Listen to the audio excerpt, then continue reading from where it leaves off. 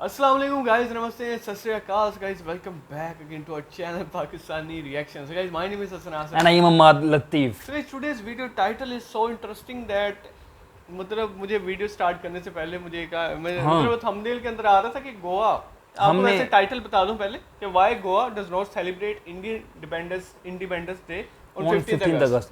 ये इंडिपेंडेंस एक जो है ना सस्पेंस क्रिएट करने वाला एक टाइटल सामने आया है कि भाई मतलब पाकिस्तानियों के लिए खास तौर पे इंडियंस को शायद इस टाइटल से रिलेटेड कोई इन्फॉर्मेशन हो कि गोवा वाले क्यों इंडिपेंडेंस डे सेलिब्रेट नहीं करते 15 अगस्त को.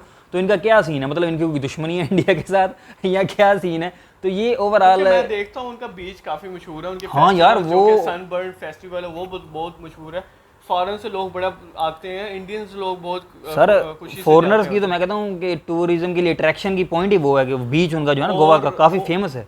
इंडियन काफी बॉलीवुड मूवीज भी उधर शूट हुई हैं गोवा के अंदर. तो ये स्टार्ट करते हैं बगैर किसी देर के. मैं कहता हूँ इसके बाद फिर जो ना मजे की डिस्कशन करेंगे कि ये क्या सीन है. तो हमेशा की तरह काउंटिंग के साथ गाइस स्टार्ट करते हैं. 3 2 1 स्टार्ट. नमस्कार दोस्तों, happy 75th independence day to all of you. आप सभी को स्वतंत्रता दिवस की बहुत बहुत शुभकामनाएं. आज का दिन हम सभी भारतीयों के लिए बहुत ही स्पेशल हो जाता है, खास हो जाता है. आज हम उन दिनों को याद करने की कोशिश करते हैं जिसकी वजह से जो हमारे स्वतंत्रता सेनानी थे उन्होंने अपना बलिदान दिया ताकि देश के बाकी के जो लोग हैं, भारतीय हैं, वो अपने ही देश में आज़ादी से रह सकें, हमारे पास आज़ादी से बोलने की ताकत हो. इसको लेकर हमारे स्वतंत्रता सेनानियों ने बलिदान दिया था और उसी को हम याद करने हमारे एंसेस्टर्स ने बलिदान. लेकिन आपको पता होगा 15 अगस्त 1947 को जब हमें आज़ादी मिली थी तो वो आज़ादी हमें ब्रिटिशर से मिली थी. तो ये जो दिन है वो पूरे भारत के लिए बहुत खास हो जाता है. लेकिन आज मैं आपके साथ चर्चा करना चाहता हूँ गोवा के बारे में. गोवा में अगर आप देखोगे तो इसका इतिहास थोड़ा सा अलग रहा है. देखिए, मैं स्पेशली गोवा की आज इसलिए बात कर रहा हूँ क्योंकि आज मैं गोवा में हूँ. 2-3 दिन का छोटा सा ब्रेक लेने आया था तो मैंने सोचा आपको इसके बारे में डेफिनेटली बताना चाहिए. तो थोड़ी सी हम इसी की चर्चा करेंगे. तो बेसिकली क्या हुआ था, पोर्चुगीज अगर आपको पता हो, जो सबसे पहले यूरोपियन थे भारत के अंदर आने वाले, वो पोर्चुगीज थे. वास्को डी गामा आपको पता होगा. जो इन्वेजन किया गया था गोवा के अंदर वो हुआ था 1510 में. 1510 में ही गोवा को इन्वेड कर लिया गया था और 450 साल, इनफैक्ट ब्रिटिशर से भी ज्यादा लंबे समय तक पोर्चुगीज रहे थे और गोवा 450 साल तक पोर्चुगल के अंदर था. तो 1510 में आने के बाद 1540 के बाद अगर आप देखोगे तो बहुत ही ज़्यादा अत्याचार किया गया था गोवा के लोगों के ऊपर. जैसे कि फॉर एग्जांपल मैं आपको बताऊं तो जो कोंकणी लैंग्वेज है उसको सप्रेस करने की कोशिश की गई थी.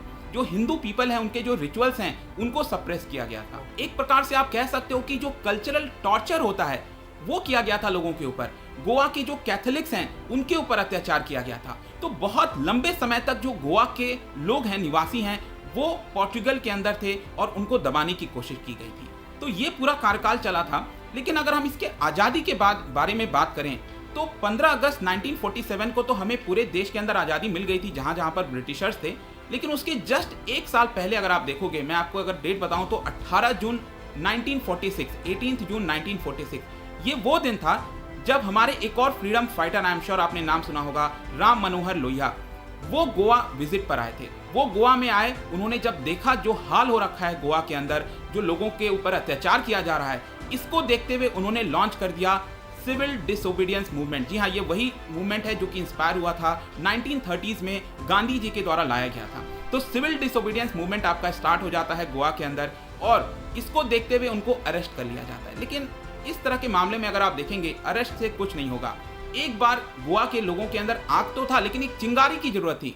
वो चिंगारी राम मनोहर लोहिया ने लाई थी गोवा के अंदर और उसको देखते हुए जो नौजवान थे, इवन जो बच्चे थे 13 साल 14 साल, वो बहुत सारे इंस्पायर हुए थे. उसके बाद क्या हुआ कि एक प्रकार से रिवोल्यूशनरी एक्टिविटीज़ लाने की कोशिश की गई गोवा के अंदर और इसको देखते हुए बहुत सारा जो फंड जुटाना है वो कोशिश किया गया. मैं आपको एक एग्जांपल बताता हूँ. लता मंगेशकर जी, उन्होंने पुणे के अंदर एक गाना भी गाया था, कंसर्ट किया था ताकि फंड रेस किया जा सके रिवोल्यूशनरी एक्टिविटीज़ के लिए, ताकि गोवा को, दादर एंड नागर हवेली, वो भी पोर्चुगल के अंदर था, तो पोर्चुगीज के अंदर ये जो एरियाज थे इसको आज़ाद कराना था. तो सबसे पहले आज़ादी अगर आप देखोगे तो दादर एंड नागर हवेली की किया गया और फाइनली जाकर गोवा के लिए जो सबसे खास दिन है वो होता है आपका 19 दिसंबर 1961. जी हाँ, 1961 ये वो वर्ष है जब आपका गोवा आज़ाद हुआ था. इसी की वजह से बाकी के अगर हम हिस्सों की बात करें भारत के, उससे थोड़ा सा अलग इतिहास है गोवा का, क्योंकि ये पोर्चुगल के अंदर था और इसीलिए जो गोवा के लिए सबसे खास दिन है वो है आपका 19 दिसंबर, क्योंकि इसी दिन यहाँ पर गोवा को आज़ादी मिली थी। तो आई होप कि इसके बारे में आपको जानकर अच्छा लगा होगा। आप में से शायद कई लोगों को पता भी हो सकता है इसमें से कुछ चीज़ें, कुछ हो सकता है कि ना पता हो, लेकिन ये मैं आपको बताना चाहता था कि ताकि आपकी इसके बारे में थोड़ी सी नॉलेज बढ़ सके। तो इसी के साथ मैं कल से वापस अच्छे से यूट्यूब पर आऊँगा आपको पढ़ाने के लिए। ओके गाइज, हम भी अच्छे से आएंगे इंशाल्लाह, अगर आप सपोर्ट करते रहेंगे तो।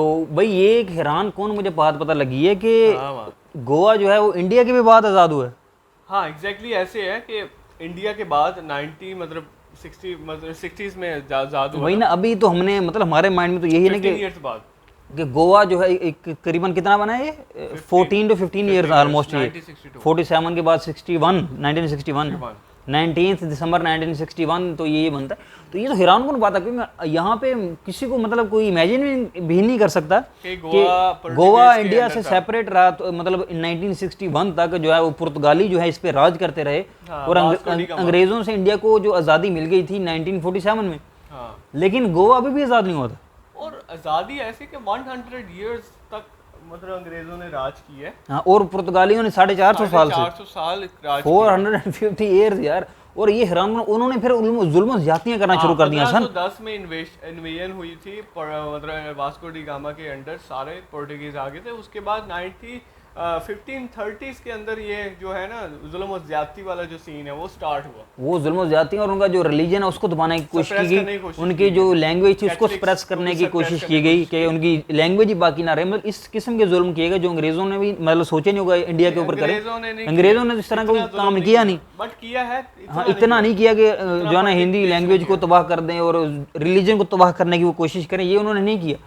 पुर्तगालियों ने मतलब हद ही कर दी। और ये दोबारा मुझे अभी भी यकीन नहीं आ रहा कि गोवा की ये जो सीन है उन्होंने सुनाया कि गोवा 1961 में आज़ाद हुआ 19 दिसंबर को, तो शायद इसलिए उनका जो मतलब स्पेशल डे है वो 19 दिसंबर है।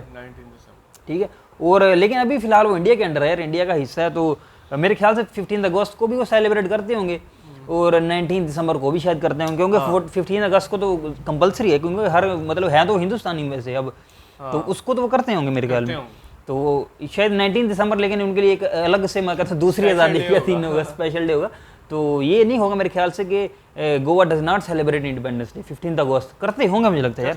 तो गाइस हमें कमेंट सेक्शन में जरूर बताएं कि वाकई ये टाइटल बिल्कुल 100% एक्यूरेट है कि 15 अगस्त को बिल्कुल सेलिब्रेशन नहीं थे गोवा के अंदर। बिकॉज़ ये टाइटल ऐसे क्रिएट किए जाते ताकि व्यूअर्स इस वीडियो को क्लिक करें। मे भी कुछ भी हो सकता है, ऐसे हो सकता है कि आप लोग हमें इंफॉर्मेशन इससे भी ज़्यादा अच्छी दे दें। जरूर कमेंट सेक्शन में इससे रिलेटेड जो है जरूर बताइएगा, क्योंकि हमें अभी भी सस्पेंस मेरा क्रिएट हुआ पड़ा है कि यार अजीब स्टोरी सुनी है यार कि गोवा अलग था ये सर। चलो बहरहाल हमें काफ़ी इन्फॉर्मेशन में इजाफा हुआ और मुझे लगता है मोस्टली इंडियंस को मे भी पता हो या नहीं पता होगा तो पता लग गया होगा अभी, लेकिन पाकिस्तानी को मैं लिटरली कह सकता हूँ एक को भी नहीं पता होगा शायद। इंडियंस को भी काफियों को पता नहीं होगा, वरना अंकित तिवारी साहब ऐसी वीडियो ही ना बनाते। ये भी हो सकता है, वैसे इंडियंस को भी शायद ना पता हो तो, लेकिन चलो अभी मेरे ख्याल में यूथ यंग जनरेशन आ रही है ना नीचे से, उनको नहीं पता होगा, लेकिन जो बुजुर्ग होंगे उनके तो सामने हुआ ना सारा कुछ, तो शायद उनको पता होगा।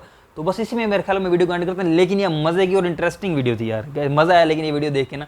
तो इनको भी सब्सक्राइब करने को शायद आपने पहले किया होगा, हमें कर दें यार। ये बड़ी शौक से ये रेड कलर का बटन है यार, सब्सक्राइब को ठोक दो यार, ठीक है ना, दबा दो। हम भी ऐसे इन्फॉर्मेटिव और लेकिन हम क्या कंपैरिजन की और बहुत सारी जो है ना इंफ्रास्ट्रक्चर के हिसाब से इस तरह की वीडियोज़ बहुत, और न्यूज़ की भी हमारी जो वीडियोज़ हैं मेजर गौरव आर्या से रिलेटेड हैं, और वो भी हम बहुत लाते हैं। अगर आपने चेक नहीं की तो जाके ज़रूर कर लें। तो इसी के साथ ही मैं दें इजाज़त गाइस, अपना रखें बहुत ख्याल, टेक केयर, खुदा हाफिज़।